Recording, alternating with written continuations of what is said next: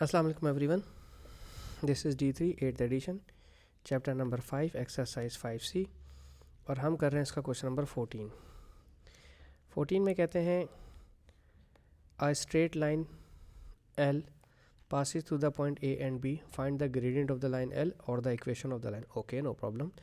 तो काफ़ी हद तक आसान है। अगर हम ऑप्शन ए पार्ट 1 की बात करते हैं, ठीक है, ग्रेडियंट को M से डिनोट करते हैं, लाइन L का ग्रेडियंट, ए कोऑर्डिनेट्स 0 3 और बी कोऑर्डिनेट्स 3 12।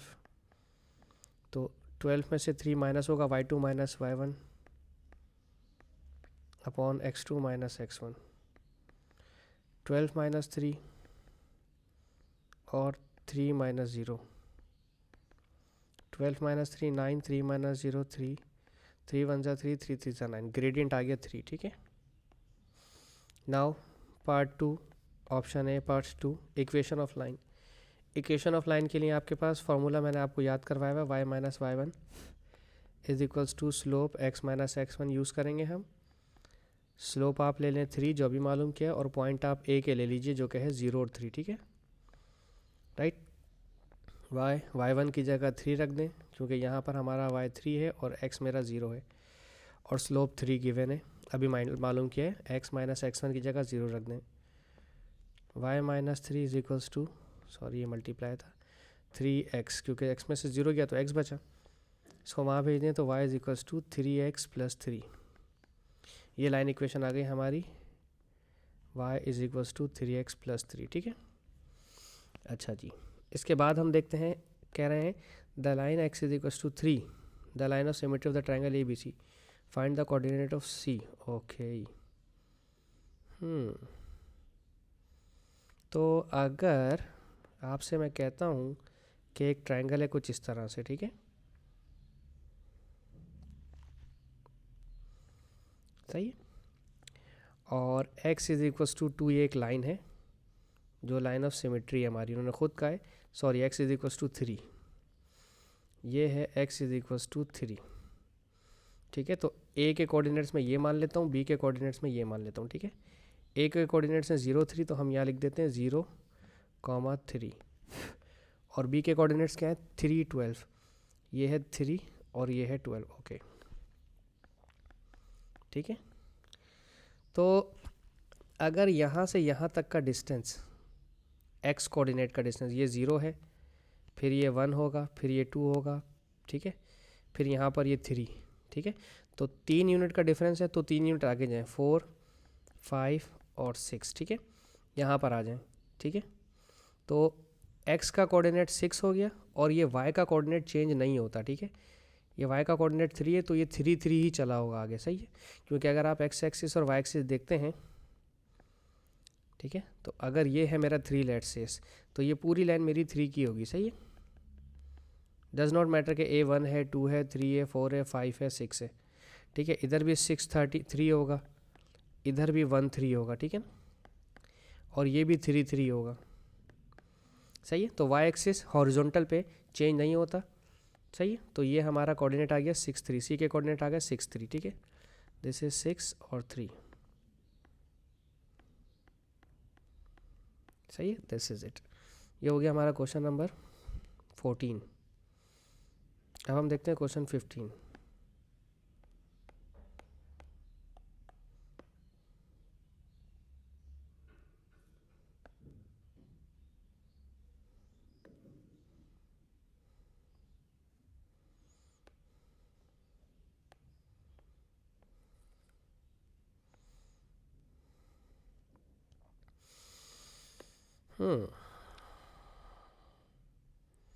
कहते हैं if the line m x is equals to n y plus 2 has the same gradient as the x axis. x axis का ग्रेडियंट 0 नहीं होता, ठीक है ना। x एक्सिस जो होता है हमारा, उसका ग्रेडियंट 0 होता है। Find the value of m, state the condition for the line to be parallel to the y axis instead. यार ये तो बहुत ज़्यादा आसान क्वेश्चन हो गया, इसमें तो कोई चीज़ ही नहीं पूछी हुई। देखो, जैसे लेट सपोज हमारे पास इक्वेशन है m x is equals to n y plus two, ठीक है। और अगर आप एक्सिस को देखें, ठीक है, ये हमारे एक्सिस हैं, एक्स एक्सिस, और ये हमारा वाई एक्सिस का, ठीक है, ये एक्स एक्सिस है और ये वाई एक्सिस। अगर हमारी लाइन हॉरिजॉन्टल होती है तो आपको मैंने बताया था कि हॉरिजॉन्टल लाइन जो कि एक्स एक्सिस के पैरेलल होती है, इसका स्लोप ज़ीरो होता है, सही है। हमें मालूम क्या करना है, find the value of m. तो एम तो स्लोप तो मेरा ज़ीरो हो गया, जो कि एक्स का कोफिशिएंट है। एक्स का कोफिशिएंट हमेशा स्लोप होता है और उन्होंने एम लिखा हुआ है, ठीक है। तो कुछ भी करने की ज़रूरत नहीं है, सिर्फ आपको एम लिखना है। आगे कहते हैं state the condition for the line to be parallel to the y axis instead. अगर हम वाई एक्सिस के पैरेलल लेते हैं इस तरह से, ठीक है, तो आप जानते हैं यहाँ पर हमारे पास सिर्फ एक्स की कंडीशन आती है और वाई यहाँ पर हमारे पास ज़ीरो रखना होता है, ठीक है। वाई के कोऑर्डिनेट को ज़ीरो बनाना होता है। दैट मीन्स कि अगर मैं एन को ज़ीरो रख दूँ, like m x is equals to n, y की जगह ज़ीरो, ठीक है, प्लस टू, तो ये एन ज़ीरो ज़ा ज़ीरो प्लस टू, तो m x is equals to two, ठीक है ना,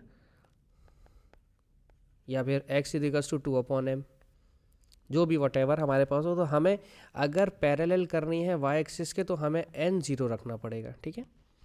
और अगर हॉरिजॉन्टल करना था तो हमें स्लोप ज़ीरो रखना था। इसमें तो कोई मुश्किल वाली चीज़ ही नहीं थी, ये तो बहुत आसान था हमारे लिए, ठीक है, क्योंकि कैलकुलेशन तो इसमें कोई है ही नहीं ना। वो सिर्फ इन्होंने सिंपल हमसे थ्योरेटिकल क्वेश्चन पूछा एक छोटा सा, ठीक है।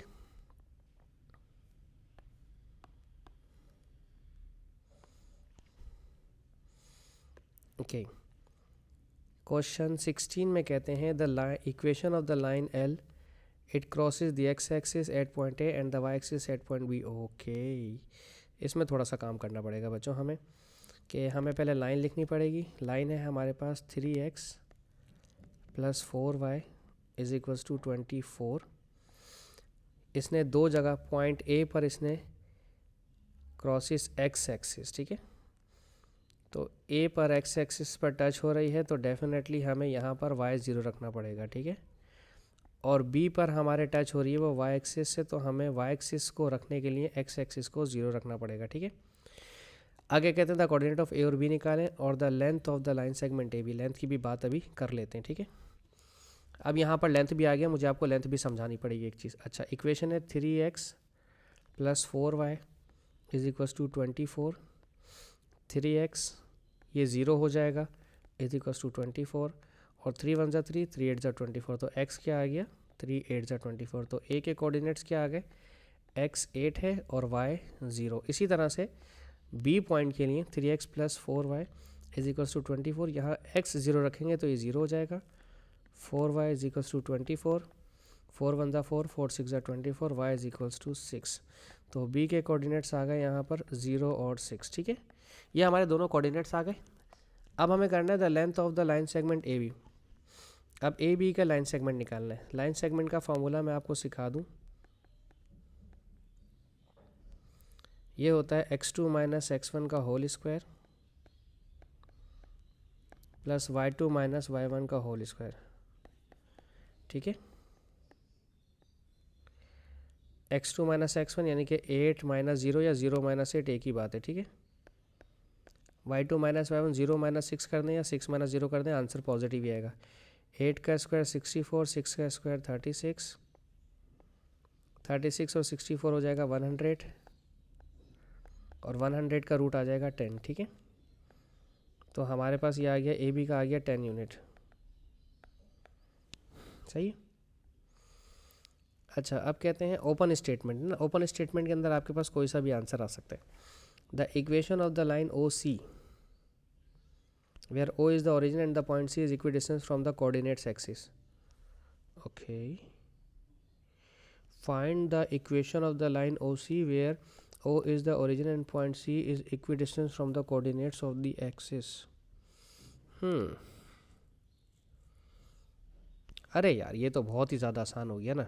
देखो, मैं ये चीज़ मिटा दूँ बच्चों, ये इरेज कर देता हूँ, इसे आप स्क्रीनशॉट ले लीजिएगा।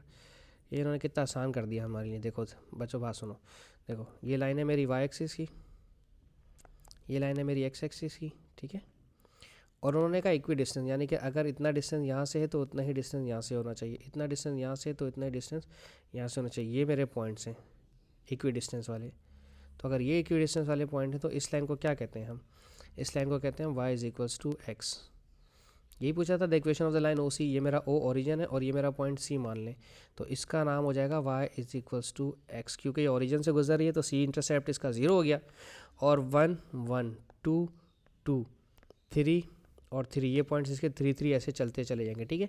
तो ये y is equals to x हो जाएगा, सही है। तो ये तो हमारा हो गया क्वेश्चन नंबर पार्ट 3 इसका, पार्ट 3। अब हम पढ़ते हैं पार्ट 4 इसका। पार्ट 4 भी ओपन स्टेटमेंट है, कहते हैं द कोऑर्डिनेट्स ऑफ द, इसके नाम तो इक्वेशन तो लिख दूँ, y is equals to x, ठीक है।